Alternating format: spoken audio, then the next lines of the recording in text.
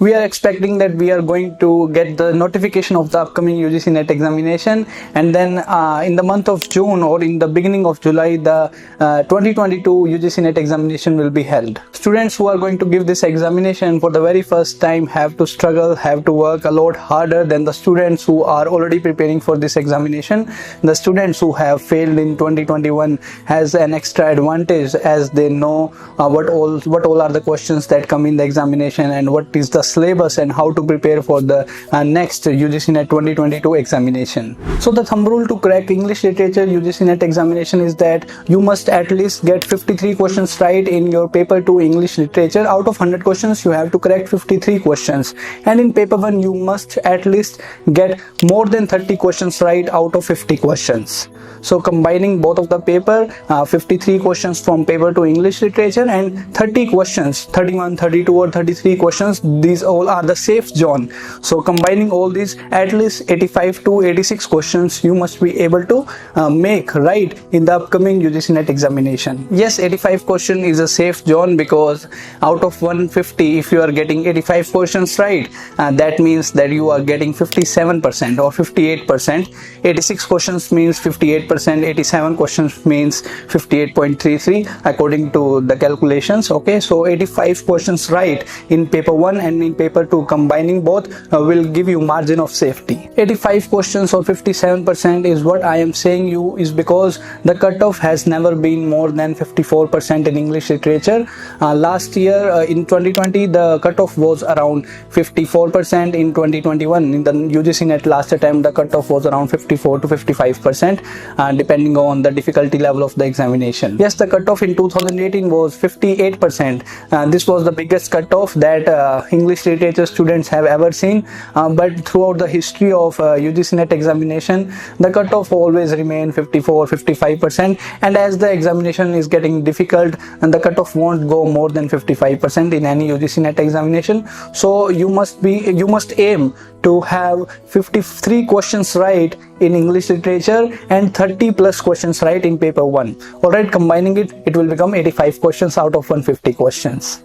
Okay, so in this video I am going to share with you everything which is important from UGC-NET perspective, and what all are the important points that you should remember as you are preparing for your upcoming UGC-NET examination. Before we continue our discussion, if you are preparing for UGC-NET examination or GATE examination in English Literature, then you can simply check out our study material on both paper 1 and paper 2 from our official website limitlessliterature.com. You can check the link in the description below to know more about our study material.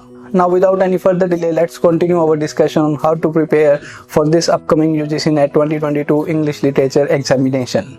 So the very first thing I want you to understand is that no student is going to get the answers of more than 50 questions in the examination. More than 50 questions will go above your head. No matter how much hours you have spent, no matter how much years you have spent in preparing for this examination, more than 50 questions will go above your head. Even the most intelligent student of English Literature will not be able to figure out from where these 50 questions come in the examination. And yes, it does not mean that UGC-NET English Literature is more about luck. It is not more about luck.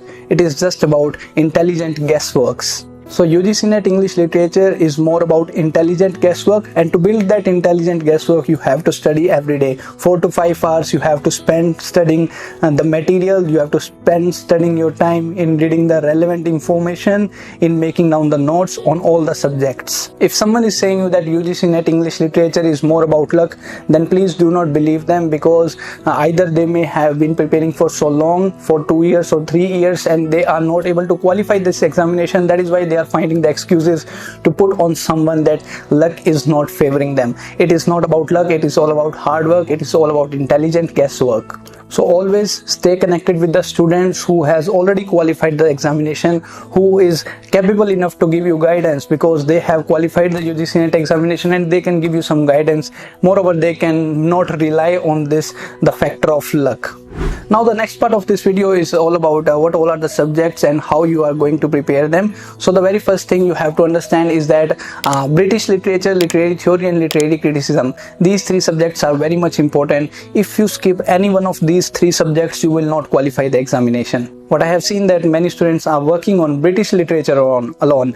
They are reading, they are studying 3 books. They are studying David Duchess, Routledge, you can say William Hudson. They are studying all the books, but they are not giving enough time to other subjects like literary theory and literary criticism. 50% of the students are not studying literary theory, and it simply means that you are going to beat those 50% if you start studying literary theory and literary criticism. The simple reason why students avoid this literary theory because it is much more conceptual. But another thing important here which I want to mention is that literary theory is a little difficult, but you have that ability to get 90% accuracy in the examination, because literary theory is not like British literature or any other literature, that it is not so wide as compared to other subjects. And if you attempt the question in the examination, you will be able to pick the right option with 90% accuracy. So literary theory plays a significant role in your preparation. So remember to study British literature, theory and criticism. These 3 must be your priority for the next few months, for the next 1 or 2 months. And after these 3 subjects, yes, these subjects are going to take a lot of time. After these 3 subjects, you can move on to other subjects like language and linguistics, and you can go to English education in India or American literature, Canadian literature, African literature, so on and so forth. It is not like you are only going to study British literature and you will qualify the examination.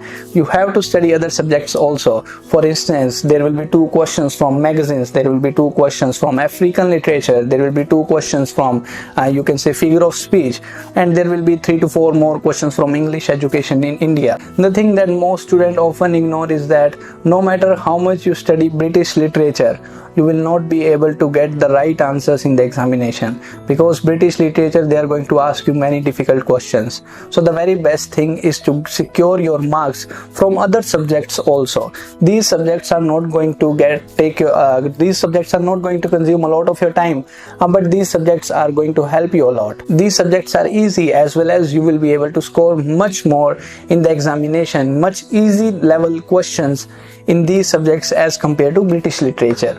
So you need to plan accordingly. You have to start studying with British literature and then move on to theory, criticism, and then side by side you have to keep up with the pace of other subjects like American literature and all other literature that I have mentioned in this video.